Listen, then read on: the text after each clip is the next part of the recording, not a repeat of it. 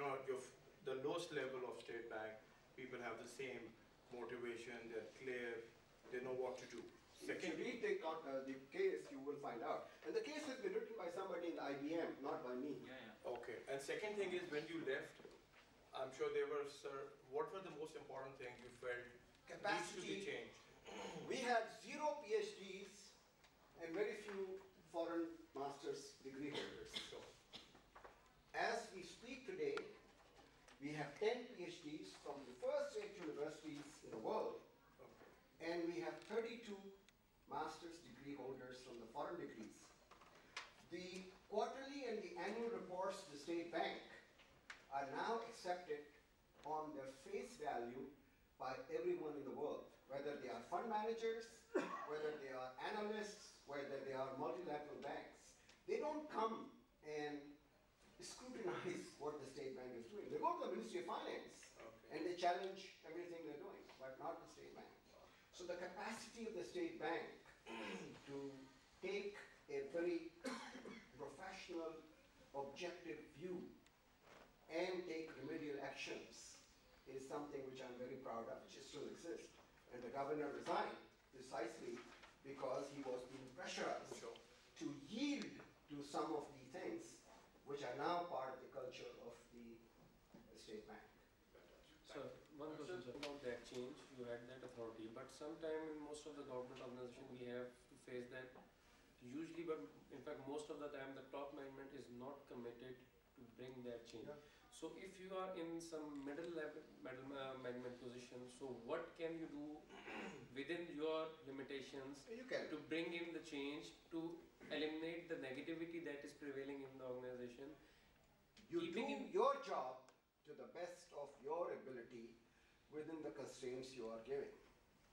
For example, if you are in the traffic, you serve your passengers and customers with some respect, with some dignity, rather than treat them like, a dirt. Whatever you are doing, you do it right, and you do it to the best of your ability. And everybody does the same thing, the change will take place.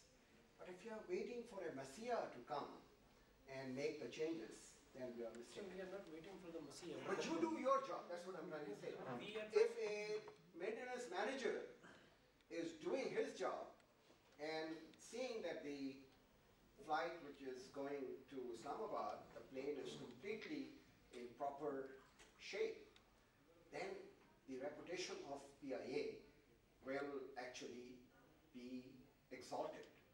But if I take a very casual attitude and I don't do my job very well, that's the change I'm talking about. Sir, Walmart have been going through a lot of changes, but we see as associates to Walmart that our management doesn't have much of the patience to really see change really taking place and deliver the results. Absolutely. If you don't have patience, then the change will never persist. There will be short-term gain, but it will be a long-term pain. The other way is that if you persist, you will have short-term pain, but long-term gain. So the managers who are impatient and knowing a little bit about Walmart, Walmart is driven by the quarterly earnings of their company. Now, in a quarter, there are plenty of things which can happen. That's a very deceptive period, 3 months, in which you can make the changes. Therefore, you can never make the changes. And that's why you are where you are. You are being now threatened in China because the Chinese companies have learned your tricks of the trade, and they are going to take you over as far as the market share is concerned. And when the Chinese companies take over, then you go to Brazil and you go to Indonesia, where Walmart is doing well, and that will permeate through the system. And all the business in the future is coming in the emerging markets. The US and Europe are on a decline. So your strategy has to be adjusted according to the conditions of China, India, Indonesia, Brazil, South Africa, but you are still embedded in the culture of the US. That's where I have done the case study of Walmart at Harvard Business School, and I can tell you that you are behind times as far as future is concerned. Guiding coalition. Guiding coalition. What kind of guiding coalition you are referring to? It should be from internal body or should hire a consultative? No. When I started my job, my table was full of files, right? And nobody in his right mind can do all the transactions through these files and also think strategically. So what do?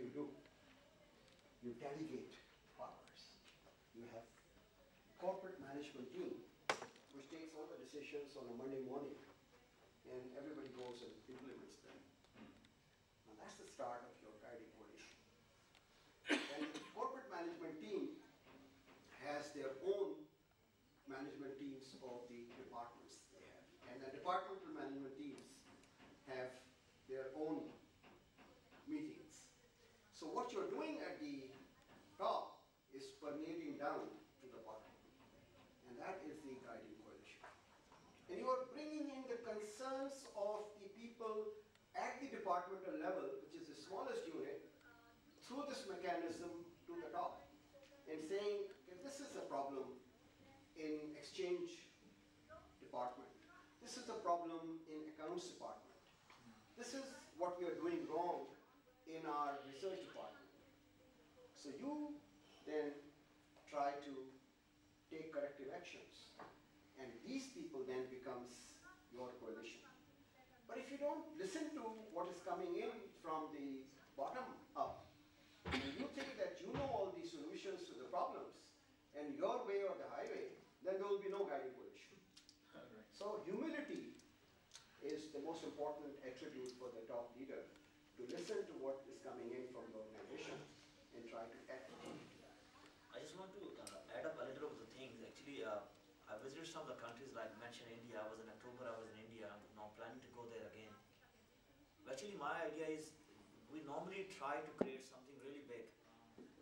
But the thing is, I mean, it's really mentioned, it's my second multinational company. I was working with Unilever before. And I've been to a lot of countries for training and other programs. What I learned from them is, they always try to do something little bit extra. And that's where they say, the difference between ordinary and extraordinary is a little bit extra. So everybody, being at his position, can add some value, which can be transformed into a bigger position done by every person on his own position. So basically, it's not the matter that I will try to attain powers, I will try to get past by our means in order to contain myself for a time period when I will be able to use my powers in a better manner. I think it's better to use in daily lives, in the organizations, to change the systems. I got 2 incidents in last 4 months. First of all, I got my laptop snatched. So there was a lot of data inside it. There were 2 laptops. Basically, there was another friend of mine.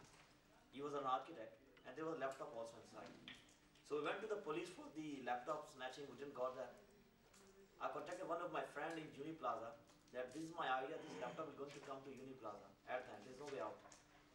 He just confirmed me when they're going to come. We got the idea. It came to the Uni Plaza. We got that person. My father is in the military. I took one person also in between. And we took to another person from where he bought. From that person we want to another, and at the last, the snatchers was there. So we got the laptops by the police. So now the police said you have to go to court in order to get this. Now the real game starts. Another thing is, either have to go to direct some person, give him some money, please do this work, because I don't have any time. But another thing is to basically understand how the things are going in my country. Because normally you get very less opportunity, even I would say. If I took this as an opportunity to see my Pakistan, now why people say this is something wrong, what is the wrong.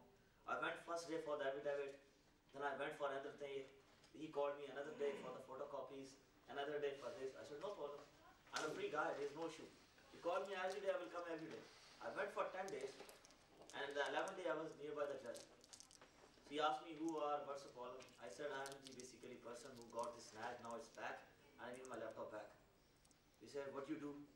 Like, nowadays I'm free, I'm just doing, I'm coming to you, this